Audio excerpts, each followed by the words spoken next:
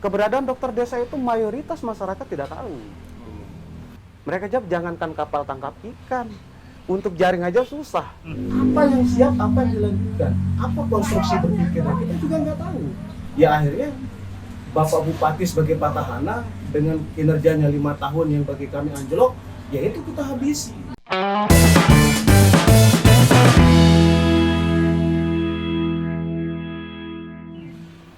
Mas Anton, salah satu ketua tim relawan dari Joda Akbar. Iya, siap. Apa Sanggup. kabar?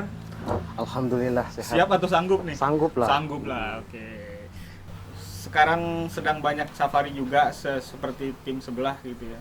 Iya, safari kita lakukan ini untuk menyampaikan ke publik bahwa kita sudah benar-benar sanggup untuk menghadapi kontestasi Pilkada 2020 ini. Harus sanggup ya. Harus sanggup. Jangan sampai salah ucap. Iya, sanggup ya. Oke, saya sekarang ini kan dari sosial media ya, kita banyak memantau sosial media dan juga kemarin kita sudah juga melakukan wawancara sama Mas Endri yang selaku ketua tim pemenangan dari Najmul Suwardi. Nah sekarang kita ketemu lagi sama Mas Anton ini dari tim Joda ya. Nah dari sosial media itu sangat ramai sekali, bahkan dari tim Joda saya lihat banyak orasi-orasinya yang kemudian banyak menyinggung program-program atau melontarkan kritikan-kritikan terhadap petahana ya selaku Pak Bupati sekarang Pak Najmul yang juga sebagai bakal calon dari tim Nadi gitu. Nah itu seperti apa tanggapan? Kalau itu saya lihat itu dinamika demokrasi ya. Kalau kita mengkritik, kita ini penantang. Penantang itu yang mengkritik petahana. Tugas kita di situ. Selain kita mengkritik, kita juga menyiapkan formulasi di situ. Formulasi untuk mengkanter apa yang mereka lakukan, termasuk dengan kebijakan-kebijakan yang ada saat ini 5 tahun terakhir ini seperti apa ya, itu yang menjadi isu kita kepada masyarakat. Sejauh ini sampai di mana progres program dan kebijakan-kebijakan pemerintah yang ikut dalam kontestasi pilkada ini. Saya melihat begitu. Berarti seperti apa yang dilihat kemudian dari tim Joda sendiri? Kami melihat efektivitas ya, efektivitas dari pemerintah saat ini tidak maksimal, bukan gagal, tidak maksimal. Contoh dalam tatanan birokrasi misalnya, satuan kerja perangkat daerah SKPD itu beberapa SKPD diisi oleh pelaksana tugas satu, beberapa camat diisi oleh pelaksana tugas. Dan ini kan tidak efektif dalam kita menguatkan roda organisasi pelayanan publik. Ini yang kita anggap bahwa tidak efektifnya pemerintahan saat ini, sehingga produktivitas pelayanan terkait dengan kebijakan-kebijakan itu tidak mampu tertuang dengan baik, gitu. Karena PLT ini terbatas wewenangnya di situ. Artinya tidak ada istilahnya yang kemudian menjadi di bidangnya itu, misal seperti camat dan sebagainya, tapi diwakili oleh PLT. Iya, nah itu kan PLT ini kan dia punya kewenangan terbatas. Dan ini juga menjadi titik kritik kita. Apakah tidak ada pejabat-pejabat yang memiliki sumber daya di situ yang kita tempatkan? Kan ini menjadi pertanyaan besar kita. Ya terkait juga yang menjadi salah satu bahan kritikan juga dari tim Joda yang santer sekali terdengar itu terkait satu desa satu dokter. Itu seperti apa tim Joda melihat program? Saya ini 2015 bagian dari tim NASA yang ikut juga menggodok visi misi. Di dalam visi misi tersebut itu tercantum satu dokter satu desa. Seiring dalam perjalanan kita melihat itu sudah berjalan. Nah, meskipun ada tertuang nomor telepon dokter-dokter itu, pemerintah menyajikan data, kami mencari fakta. Oke, faktanya seperti apa? Faktanya kami telepon dokternya, karena di nomenklatur anggarannya itu berbicara satu dokter satu desa. Saya kami telepon kemana-mana dokternya, mengatakan bahwa dia tidak tinggal di desa tersebut. Padahal di nomenklaturnya, di peraturan Bupati nomor 3 itu jelas, dokter yang ditempatkan di desa itu harus tinggal di desa. Lantas tinggalnya di? Ya tinggalnya di Mataram, tinggalnya di puskesmas. Itu kan melenceng dari Ada yang tinggal di Mataram? Ada, saya telepon beberapa hari yang lalu, dia tinggal di Mataram katanya. Bahkan ketika ada masyarakat sakit di desa saya contohnya, saya telepon dokter desanya untuk datang ngecek lokasi warga yang sakit. Dokternya bilang apa? Alat kami di puskesmas.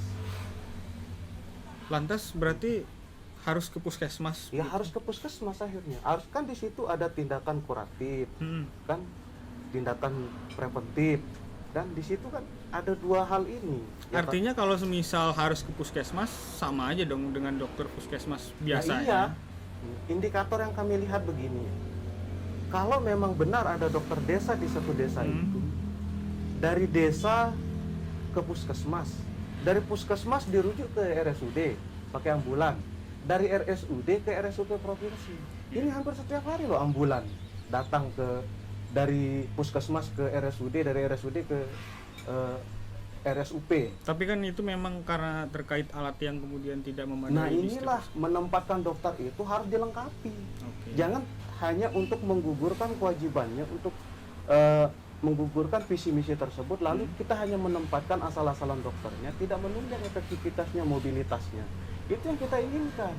Keberadaan dokter desa itu mayoritas masyarakat tidak tahu. Kemarin juga saya sempat berbicara atau wawancara dengan mungkin Mas Anton juga menyaksikan terkait dokter desa dengan Kepala Puskesmas Kayangan. Beliau mengaku bahwa di setiap puskesmas di daerah timur Kayangan dan Bayan itu cuman ada 2 dokter per puskesmas. Artinya dokter desa-desa yang lain, mungkin desa di Bayan sendiri sekarang itu sebelumnya itu 9, sekarang sudah menjadi 12 desa. Sedangkan dokter yang ada di setiap puskesmas dengan 2 puskesmas berarti cuma 4 puskesmas, masih kurang sekitar berapa? 8 dokter lagi yang dokter. Kalau semisal sekarang 12 desa. Iya, betul. Nah, itulah yang kita lihat. Jangan memaksakan diri untuk menghadirkan dokter desa. Sementara pelayanan belut ini kan ini tidak memiliki kecukupan dokter.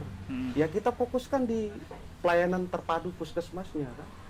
Supaya fokus ini masyarakat, tidak kemudian dirujuk ke Mataram. Sekarang dokter desa ini mobilitasnya sampai saat ini, keberadaannya sampai saat ini kita juga kurang tahu gitu.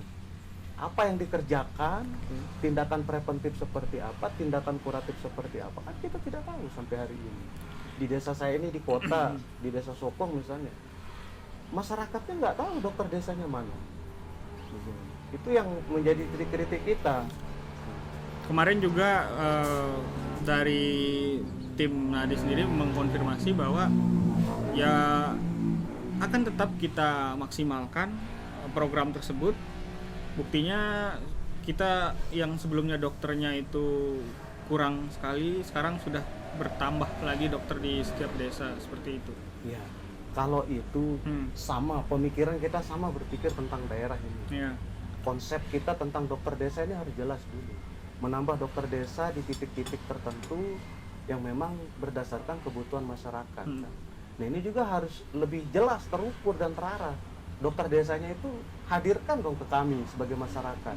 Kenapa di masyarakat sedikit-sedikit ke puskesmas? Dokter desanya mana dong? Sedikit-sedikit RSUD, dokter desanya mana? Ambulannya lalu lalang, ngerujuk. Itu sudah indikator bagi kami. Wah, indikator tidak berhasilnya program dokter desa itu. Oke. Nah, hal lain juga yang tidak kalah menarik itu terkait WUB kemarin, wirausaha baru yang saya lihat di salah satu safarinya dari tim Joda menanyakan ke salah satu nelayan yang kemudian dia tidak dapat kapal tangkap ikan dan lain sebagainya. Itu seperti apa dari tim Joda sendiri melihat program-program WUB maupun kapal tangkap nelayan? Jadi begini, setiap kita mengkritik saat ini ya di media sosial itu ramai. Kita mengkritik terkait dengan kebijakan dianggap fitnah, dianggap ujaran kebencian, dianggap hoax. Sehingga kita mencari fakta untuk apakah data yang disampaikan oleh pemerintah ini melalui media-media yang tertera itu apakah itu fakta terjadi di lapangan. Hingga akhirnya kami mendesain tim koordinasi relawan Jodapan mendesain Kita tanya langsung ke publiknya sebagai penerima manfaat.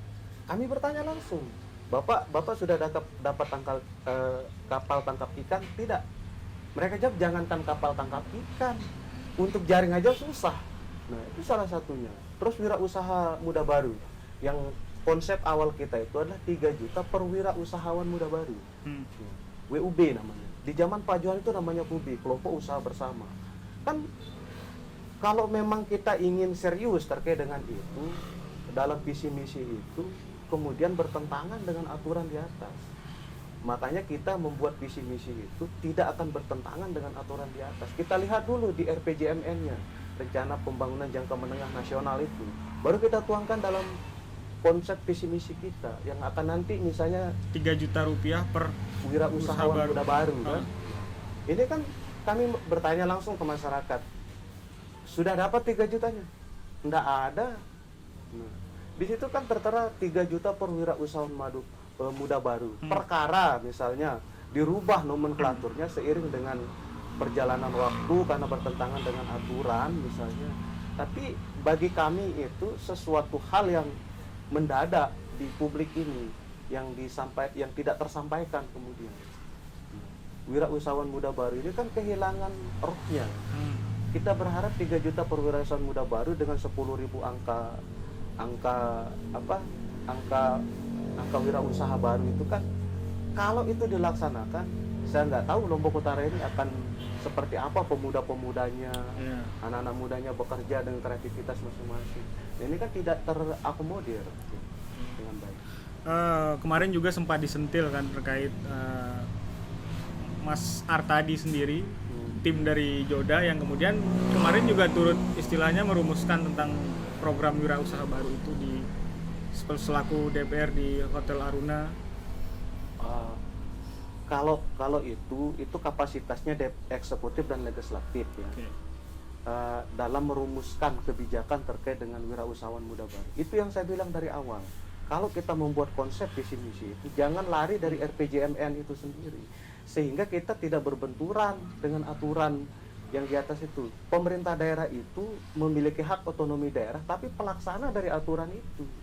Pemerintah daerah, bupati, SKPD, dan pemerintah di Kabupaten Lombok Utara itu melaksanakan aturan yang di atas. Jangan sampai membuat visi misi berbenturan dengan aturan di atas. Nah, sehingga seperti ini tidak terlaksana.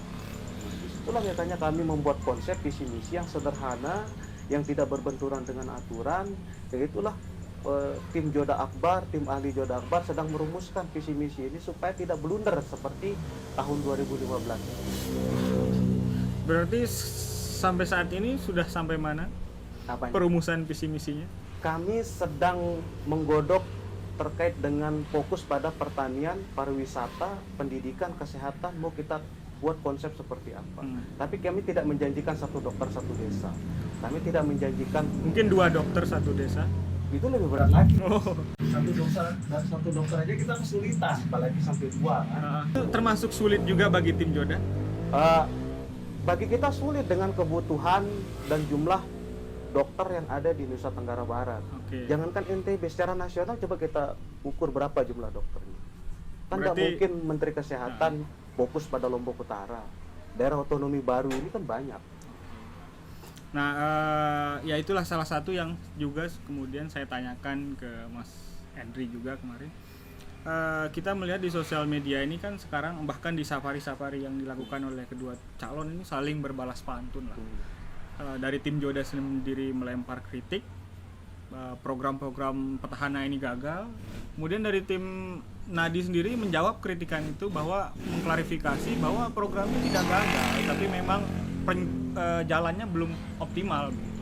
Nah, yang kami belum lihat gitu kan, apa sih yang kemudian harapan baru kemudian yang akan ditampilkan oleh kedua pasang calon ini gitu ke masyarakat? Jadi kalau kami di Joda Akbar ini, Joda Akbar bangkit kembali dengan inovasi. Artinya sebelumnya mati, bangkit kembali? Ya, kenapa kami ambil tema besar seperti bangkit kembali dengan inovasi ini? Pertama, pasca bencana alam, pasca bencana kesehatan, COVID-19, dan berbagai persoalan. Dan yang paling mendasar sekarang ini, angka kemiskinan. Angka kemiskinan kita meningkat meningkat 0,2% pada tahun 2009. sekarang juga Lombok Utara kembali menjadi daerah tertinggal. Ya, itu berdasarkan peraturan Presiden nomor 63 tahun 2020 tentang kawasan daerah tertinggal, dan Kabupaten Lombok Utara satu-satunya di NTB yang menjadi kabupaten tertinggal. Tapi kan itu karena pasca gempa kemarin. Jangan kita mengkambing hitamkan bencana ya. Jadi di situ ada indikator. Pertama, aksesibilitas jalan. Yang kedua, kemampuan keuangan daerah. Yang kedua, tentang karakteristik daerah. Di situ kan kita bisa melihat ada 7 indikatornya yang tidak bisa saya sebutkan. Nah, soal aksesibilitas, kita hanya punya satu jalan nasional. Jalan kabupaten yang menghubungkan satu kecamatan itu belum ada kita. Satu, itu salah satu indikator dari Kementerian PDT mengeluarkan keputusan Presiden nomor 63 tersebut. Ini menjadi motivasi bagi kami di tim Joda Akbar. Kenapa dengan tema besar bangkit kembali dengan inovasi? Kami ingin membangun Lombok Utara ini dengan proporsional, profesional, dengan mempertahankan identitas budaya-budaya kita. Contoh, salah satu contoh, Kabupaten Lombok Utara, ibu kotanya mana? Tanjung kan? Ibu kotanya Tanjung.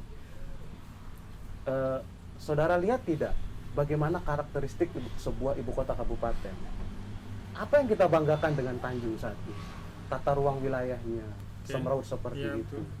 Kantor bupatinya seperti itu kan. Ini bagi kita, identitas kita sebagai masyarakat Dayan Gunung Lombok Utara ini tidak nampak di situ. Padahal asas dari terbentuknya Kabupaten Lombok Utara itu pertama akselerasi pelayanan di situ kan ke publik. Yang kedua, meningkatkan kesejahteraan masyarakat. Yang ketiga, membangun identitas dan karakteristik masyarakat itu. Sekarang identitas kita apa? Dari bahasa saja misalnya ya. Dari bahasa saja. Di dalam kita masuk ke SKPD misalnya. Pernah menggunakan bahasa lokal nggak? Nggak pernah kan? Paling menggunakan bahasa Indonesia. Salah satu Lombok Tengah, Kota Mataram. Saya sering masuk ke dinas-dinas. Ketika orang datang meminta pelayanan bahasa lokal, itu bagian dari identitas. Remeh-temeh memang terlihat, tetapi identitas penting. Nah, itulah yang kemudian akan dilakukan dari tim Joda nantinya. Soal teori pembangunan. Kita kan sekarang ini hanya membangun. Karakteristik pembangunannya seperti apa? Kekuatan seperti apa?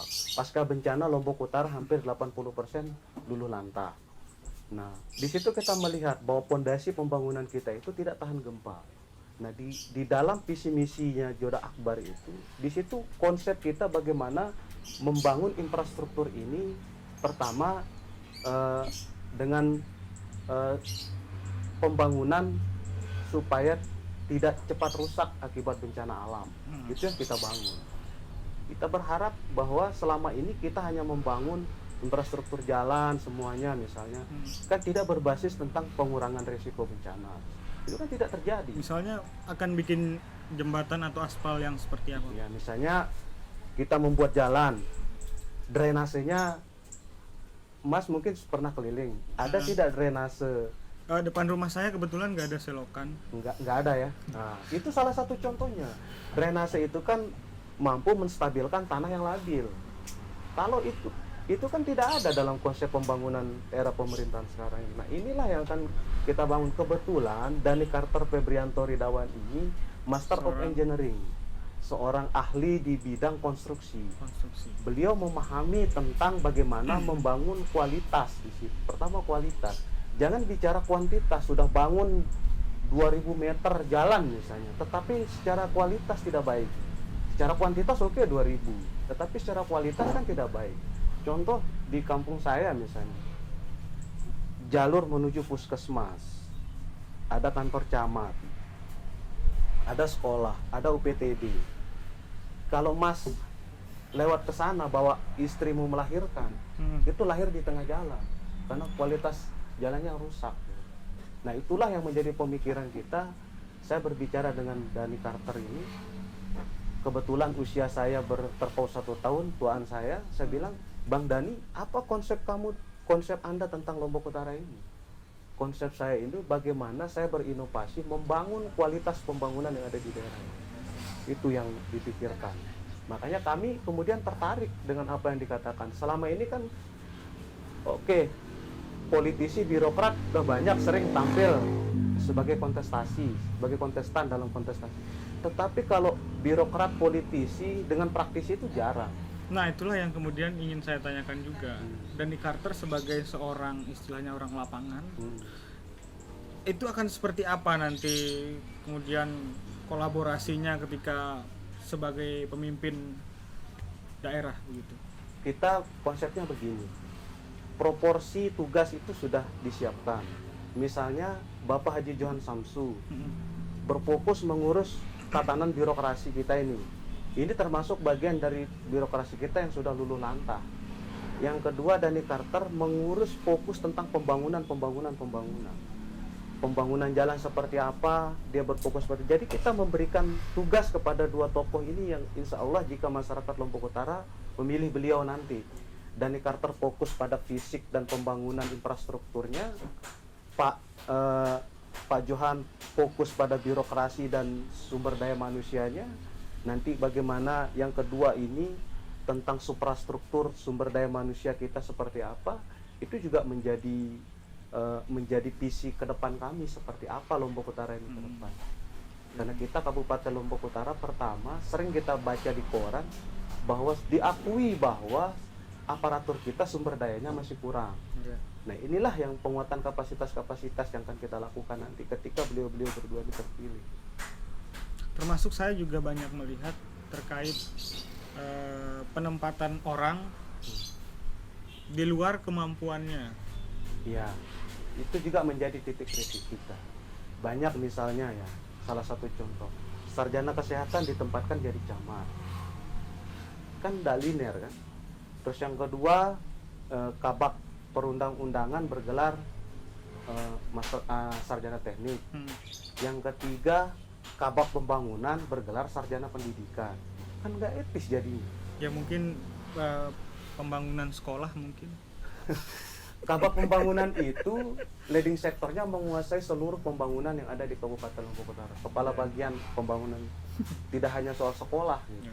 Kan ada di Kora di situ nanti bagian bidang-bidang yang itu untuk sekolah dan apapun itu. Nah, ini yang menjadi pertanyaan besar kita. Apakah masih kurang sumber daya manusia aparatur kita saat ini sehingga dinas-dinas ini banyak diisi oleh satu orang, misalnya camat Gangga. Tapi itu juga yang kemudian terjadi kemarin di zaman Pak Johan. Yang mana? Di sebelum periode sekarang. Yang saya nggak lihat yang mana. Banyak terjadi juga. Saya lihat nggak ada. Oh ya, oke. Boleh kita ngopi dulu, nggak apa-apa. Nah, seberapa yakin sih kemudian dari Joda sendiri sebagai penantang lah begitu, kemudian mampu untuk memberikan yang lebih baik gitu kepada Lombok Utara? Kalau keyakinan kita pertama soal kapasitas ya. Bapak Haji Johan Samsu ini berpengalaman di dunia politik hampir 20 tahun menjadi anggota DPR. 20 tahun. Di dunia birokrasi beliau lama di kepala biro di provinsi. Terus setelah itu beliau menjadi sekretariat daerah Kabupaten Lombok Utara. Terus Bupati pertama Lombok Utara, sekretariat daerah pertama, Sekda pertama Lombok Utara, Bupati pertama Lombok Utara, dengan berbagai pengalaman-pengalaman beliau menata birokrasi, menata Kabupaten Lombok Utara ini. Contoh misalnya, salah satu contoh kecil, di era Pak Haji Johan Samsu tahun 2010-2014, angka kemiskinan warisan Lombok Barat itu 43%. Pada periode 5 tahun kepemimpinan Pak Johan, itu turun 9,1%. Didampingi juga sama Pak Najmul. Betul. Itu 9,1%. Terus di era kepemimpinan sekarang, itu dari 33 menjadi 29. Berhasil yang mana? Misalnya kan berhasil Pak Johan kan? Nah, itu menjadi optimisme kami bahwa meskipun Pak Johan itu usianya sudah tua, tapi pemikiran sekarang sudah 70 tahun masih progresif gitu. Masih memikirkan daerah, masih cemerlang ide-idenya. Karena saya sendiri berdiskusi sama beliau hampir 3 bulan. Saya itu melabuhkan pilihan kepada orang itu panjang prosesnya kalau saya sendiri. Sehingga saya begitu saya diskusi dengan beliau memaparkan konsep tentang Lombok Utara seperti apa. Dani memaparkan tentang konsep Lombok Utara pembangunan ini seperti apa. Hati saya klop. Nah itu juga, kenapa kemudian memilih Dani? Kenapa nggak kemudian sosok yang lain mungkin? Karena bagi kami di TKR ini tim koordinasi. Secara ini kan Dani juga masih istilahnya sosok baru. Kenapa nggak milih Syarif mungkin? Karena begini, kita dari awal saya bilang kita sudah sering memadukan, mengkolaborasikan birokrat dengan politisi. Tapi jarang kita memadukan politisi atau birokrat dengan praktisi. Ini kan Dani ini seorang praktisi pembangunan. Beliau punya konsep membangun itu seperti apa, naluri membangunnya seperti apa. Sehingga kita melihat Lombok Utara ini sedang marut-marut dari sisi infrastruktur. Kehadiran Dani inilah yang kita harapkan mampu berinovasi. Seperti Ridwan Kamil mungkin. Ya, contoh Ridwan Kamil. Beliau adalah seorang sarjana teknik sipil, arsitektur. Beliau mampu merubah wajah Bandung yang dulu carut marut. Sekarang Bandung sudah bagus. Kita ingin seperti itu daerah. Ya mungkin pasca bencana ini siapapun jadi pemimpin di masa mendatang itu berat. Sehingga kita membutuhkan pemikiran dan tangan dingin Dani.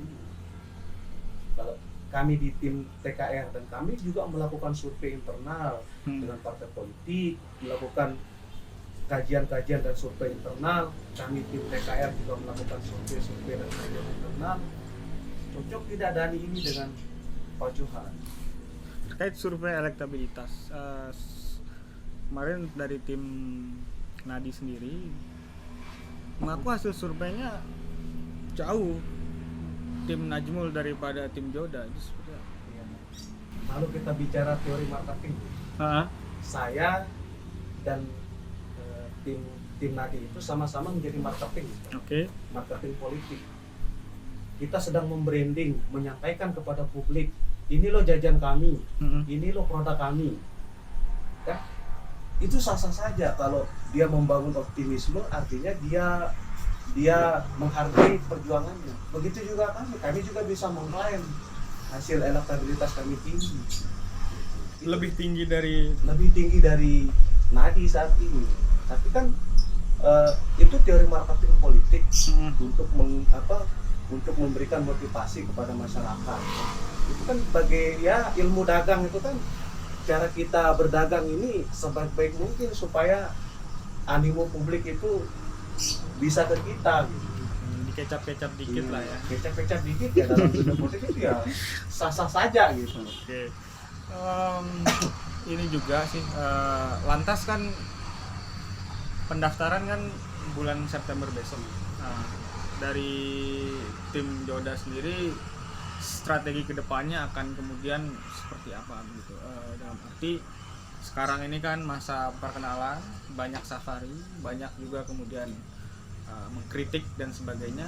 Kedepan strateginya akan lebih ke seperti apa? Mungkin digaris bawahi soal kritik. Kita malah lebih banyak memberikan edukasi di masyarakat, menyampaikan ke masyarakat bahwa pilihlah pemimpin yang punya kemampuan memimpin. Tidak hanya kita mengkritik. Ya kami tidak serta-merta bilang pilih Johan dan Dani, ini tidak. Kami sampaikan ke publik, masyarakat, ini kami hadir. Apakah Bapak Ibu setuju memilih Johan Dani itu? Kita serahkan ke publik. Ini kan kalau di dalam dunia saya namanya Mahkamah Demokrasi. Yang menjadi hakim saat ini adalah rakyat. Rakyat inilah yang akan memutuskan pada siapa dia melakukan pilihannya pada tahun 2020. Tentunya bagaimana kemudian kita tim-tim suksesi ini membuat marketing, membuat branding sebaik-baik mungkin supaya publik ini yakin bahwa pilihan-pilihan kita ini sesuai dengan standar kebutuhan masyarakat. Sempat juga kemarin saya mendengar kalau semisal tim sebelah itu, ini perkataan dari tim tadi, kalau semisal tim sebelah itu jago sekali mengkritik atau mencari kekurangan dan lain sebagainya, sebaiknya ditempatkan saja sebagai legislatif begitu. Nah, ini kesalahan terbesar dalam memandang demokrasi. Itu namanya dinamika. Dalam politik itu ada narasi, ada diksi. Narasi itu bagaimana kita menyampaikan kritik-kritik, menyampaikan pokok pikiran dan pendapat kita itu kepada masyarakat. Politik itu ruang diskusi, ruang kritik, ruang diksi ya. Bagaimana kemudian kita mampu membuka hasanah dan cakrawala berpikir masyarakat terkait dengan itu. Nah, kalau mereka berpikir seperti itu, saya balik bertanya, kalau tidak bisa dikritik, jangan berharap jadi pemimpin. Betul. Ini aja. Ini demokrasi modern. Artinya demokrasi tidak gampang panas telinganya. Iya. Jangankan ini, Pak Johan aja di Facebook diedit mukanya, dibikin meme. Oh, ada? Banyak. Cuman saya bilang sama tim hukum, kalau kita habiskan energi untuk saling lapor, itu namanya kemunduran demokrasi. Iya, betul. Biarkan mereka bereksperimen, mereka berekspresi, itu hak setiap warga negara.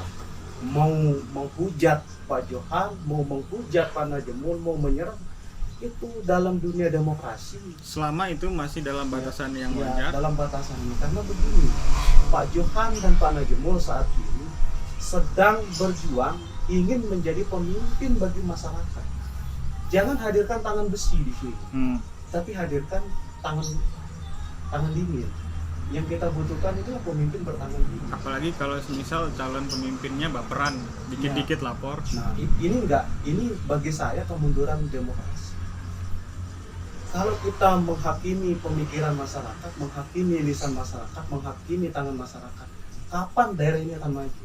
Pastinya Pak Johan tidak seperti itu. Saya sampaikan, kebetulan saya juga tim hukum, bagian dari tim hukum, sampaikan, kita tidak perlu baper menghadapi hujatan kritik.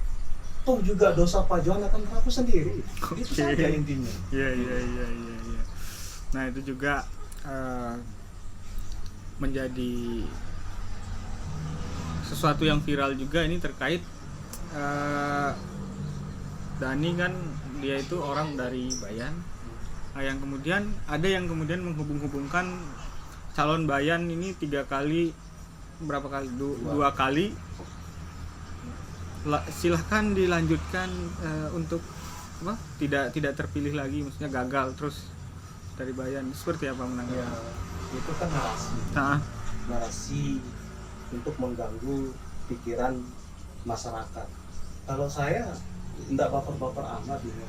Karena bagi saya, kalau tim secara keseluruhan nggak baper kok. Tapi kita mengklarifikasi itu hak ya. Karena di situ hak menyampaikan pendapat, hak berkumpul dan berserikat, hak berdemokrasi dilindungi oleh undang-undang pertama. Jadi kita menghargai konstitusi kita yang menghormati setiap hak warga negara. Pertama, yang kedua, hak dipilih dan memilih selama dia warga negara Indonesia, sah dia mau berkompetisi di mana. Dan Dani ini kebetulan beliau adalah putra asli Bayan yang bapaknya itu adalah ketua tim pengkaji pemekaran Kabupaten Lombok Utara. Mungkin sudah tahu Pak Dr. Ridawan. Dr. Ridawan itu yang adalah ketua tim pengkaji perumusan pemekaran kabupaten. Nah, kalau kemudian orang mengait-ngaitkan Dani ini bukan orang luar, ya kalau kita berbicara silsilah, ibunya Dani orang Mataram. Ibu saya dari Mataram misalnya. Apakah saya orang luar? Selama dia di Negara Kesatuan Republik Indonesia, contoh Anies Baswedan orang Yogyakarta terpilih jadi gubernur DKI Jakarta. Contoh Ahok orang Belitung nyalon jadi, nggak ada masalah. Selama konstitusi tidak melarang, ya sah-sah saja bagi kami. Mungkin yang juga kemarin sempat disinggung dari tim Nadi, kami tidak bisa mengkritisi mereka karena mereka nggak punya visi misi gitu yang untuk kami kritisi. Itu seperti apa ditanggapi dari Joda? Saya kemarin tertawa menonton sekilas, langsung saya matikan handphone. Jadi begini ya, saya jelaskan. kami punya visi misi dalam godokan. Tidak mungkin setiap calon tidak punya visi misi. Yang itu akan kita yang akan kita serahkan ke KPU di saat pendaftaran calon. Visi misi inilah kemudian jika terpilih akan menjadi dokumen daerah berupa rancangan RPJMD, rancangan pembangunan jangka menengah daerah yang tertuang selama 5 tahun itu. Yang nggak mungkin lah kami bilang. Sekarang yang saya bertanya, kami punya tagline Joda Akbar, bangkit kembali dengan inovasi. Ya kalau orang cerdas melihat itu, ayo dong kita perdebatkan apa itu bangkit kembali dengan inovasi. Pertanyaan yang kedua bagi saya, apa yang mau saya kritisi tentang paket nadi ini sekarang? Satu ya, paket nadi ini hanya tagline-nya siap lanjutkan. Apa yang siap, apa yang dilanjutkan? Apa konstruksi berpikirnya? Kita juga nggak tahu. Ya akhirnya Bapak Bupati sebagai petahana dengan kinerjanya 5 tahun yang bagi kami anjlok, ya itu kita habisi gitu. Ya kalau paket nadi ini juga belum punya branding, belum punya visi misi seperti apa sampai titik ini. Dan kami tidak mengkritik paket nadi sekarang, ya kami kritik itu oleh pemerintah saat ini. Karena paket nadi belum punya visi misi juga. Kalau orang cerdas berpolitik, cukup dengan dia melihat Joda Akbar bangkit kembali dengan inovasi, orang pasti akan menggarisbawahi mau bangkit kembali dengan inovasi seperti itu. Kalau orang cerdas ya, karena kami orang cerdas semua di situ, pasti akan mengkritik apa bangkit kembali dengan inovasi, itu dong dikritik. Itu tema besar kami, bangkit kembali dengan inovasi, dan itu bagian dari visi misi kami. Nah, kalau siap dan lanjutkan sekarang, apa yang mau disiapkan, apa yang mau dilanjutkan, ada apa yang mau kita perdebatkan. Justru mereka yang belum punya visi misi. Yang kedua, kami soal kendaraan partai politik. Kendaraan partai politik sudah memenuhi kebutuhan undang-undang. Kita sudah mengantongi 4 SK. Pertama PKS, kedua PKB, ketiga Gerindra, yang insya Allah PDIP sebentar lagi dalam minggu-minggu. Itu sudah pasti. Sudah pasti. Lah kalau pakai sebelah, satu pun rekomendasi belum ada. Kami takut menghadapi Gerindra masih rekomendasi. Rekomendasi sudah ada. SK-nya? Iya, itu sudah bisa digunakan untuk daftar ke KPU. Itu surat rekomendasi. Nah, justru yang kami takutkan kami menghadapi kota kosong karena tidak ada lawan, belum partai sebelah, belum ada partai politik. Oke. Nah, mungkin terakhir ini penting juga terkait pesan dari tim Joda sendiri kepada tim Nadi dan juga kepada para netizen, baik itu merupakan pendukung dari Joda sendiri, karena saya lihat juga tim netizen dari Joda ini sangat agresif juga menanggapi isu-isu ya. Nadi juga seperti itu. Nah, itu bagaimana kemudian pesan dari tim Joda melihat fenomena seperti itu? Ini konsekuensi dari demokrasi modern di era digital ya. Jadi kalau kita menekan pemikiran orang yang dituangkan dalam media sosial itu agak susah. Tetapi saya berpesan sebagai tim koordinasi relawan, kita berharap bahwa media sosial itu kita sejukkan pertama. Sejukkan dengan kita melempar isu-isu tentang kelebihan para calon kita. Jangan kemudian menyerang pribadi calon-calon kita itu.